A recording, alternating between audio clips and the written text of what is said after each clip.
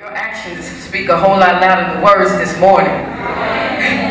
Y'all celebrated like God has done something in your life, and I'm just proud and privileged to be here to share with you this morning in the way that God has given me to share this morning.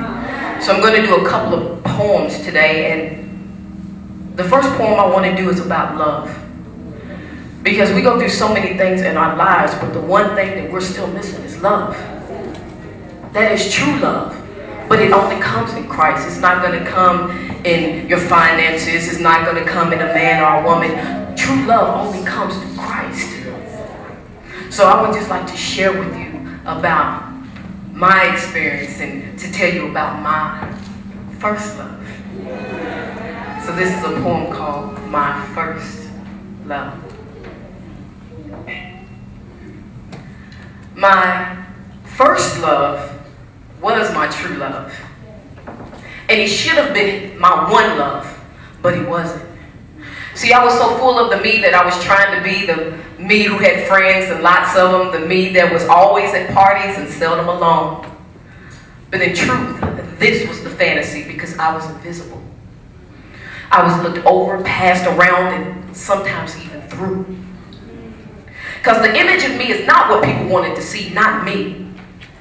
Not a sideways glance was I giving, because in society's standards of beauty, I didn't fit in.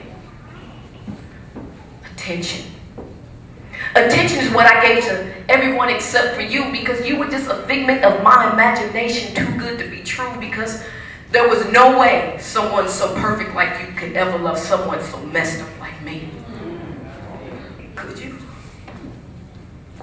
So I began filling my time with work, parties, more parties, and a few more things. Someone being interested in me? No. So less clothes I would wear just to get a stare, and it worked.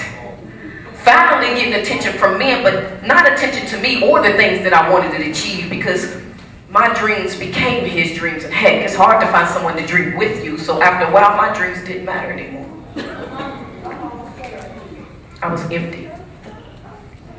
But you were still there for me. I mean, it's like you were in front of me, but yet pursuing me. You in love with me, that's absurd, because we have yet to have our first conversation. So I was there for him, but you were there for me. And it's amazing, you know, they say that you never really know a person until they move in with you. Then they can become your worst nightmare. Because there's no truth that takes place like the truth that happens behind closed doors. So I was empty, and in celebration of this emptiness, I toasted many a cheers just to help me deal with the fact that people knew me, but I didn't even know myself. I was empty. And you tell me that you love me, but why should you when everybody else in my life has gone, bailed out? It's funny how your friends come up missing when all your money run out. And then you tell me that you love me, and something about it this time, it pricked my heart. You know, it just felt like fire shut up in my bones. And all of a sudden, that emptiness, where'd you go? See, I've lived with this so long before that I didn't know this is how true love could really feel. Baby, I'm in love with you and I don't even know your name. And you say, what?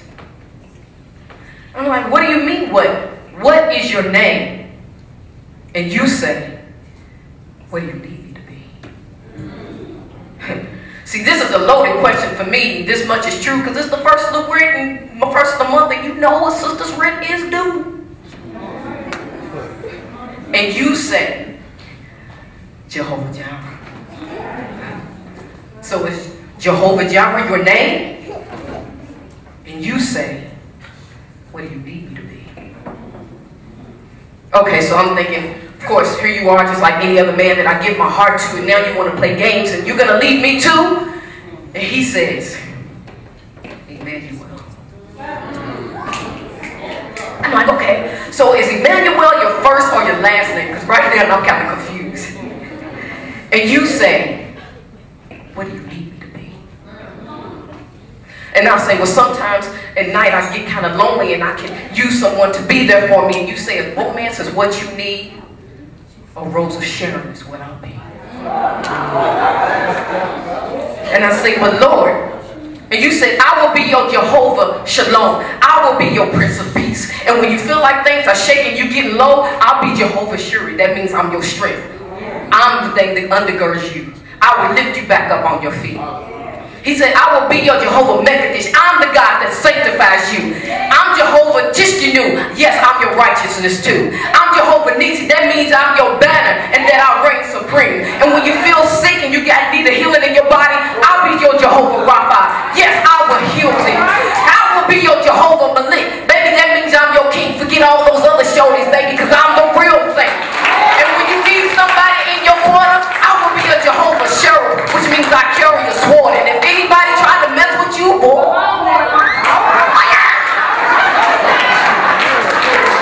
am the Alpha and the Omega. Don't forget that I've always called you my friend. And there's no farther you can ever run where I won't be like, baby, come here, come here, come here, come here, come here, come here.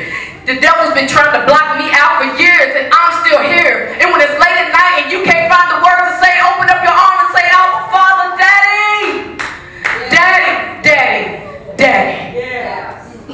I will always be here for you. I will always be what you need. Everything you need comes from up above, because I will always be your first love. Everything you need you can find from up above, because I will always